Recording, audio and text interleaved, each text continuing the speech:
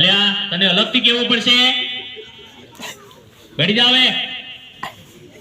ચલો કાલે કવિતા પાકી કરી લાવવાની કીધી હતી. કોણ કરી લાવ્યું છે? સાહેબ બોલું. બોલ વિક્રમ ઠાકોર. હાથમાં છે વિસ્કી ને આંખોમાં પાણી, દેવ હાસનમાં તને બહુ મહેરબાની. હવે બેસ બેસ બેવપા સનમ વાળી. બીજું કોણ પાકું કરીને લાવ્યું છે? બોલું સર. બોલ વિકાસ. ગલી ગલી રાવો ચલી જીઓ ને બાહુબલી. હવે બેસ બેસ બાહુબલી વાળી. અને કેમ દાંત કાઢ તો બંધ થા. ચલો બીજું કોણ પાકું કરીને લાવ્યું છે? બોલું સાહેબ. બોલ કાળુ કપાળી. રોટલો ફૂલે નહીં તાવડી શું કામની, તારો બાપુ બોમ ફોડે ને તારી પાટી ફોડે ને. બેસ બેસ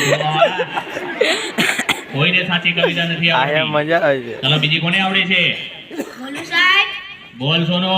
સોનાની સાંકળે બાંધ્યો ઈંડોળો, આંબાની ડાળ રૂપાના કડલા ચાર, વાલો મારો ઈચે ઈંડોળો આંબાની ડાળ. જો આને કહેવાય કવિતા.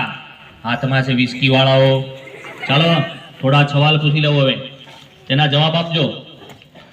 પહેલો સવાલ, સૂરજ ક્યાંથી ઉગે છે અને ક્યાં હાથમે છે? સાહેબ બોલું. બોલ છગન. મુલ્લા કાકાના ઘરેથી, બંકલ કાકાના ઘરેથી, યાસીન કાકાની વાડીમાંથી, જીઓના અને આર્યાના ટાવર પાછળ આસમી જાય છે. ઠીક, હવે બેસી જા અને ટોપી સરખી કર. સાચો જવાબ કોણ આપશે? સર મને આવડે. બોલ નટુ ગાંડા.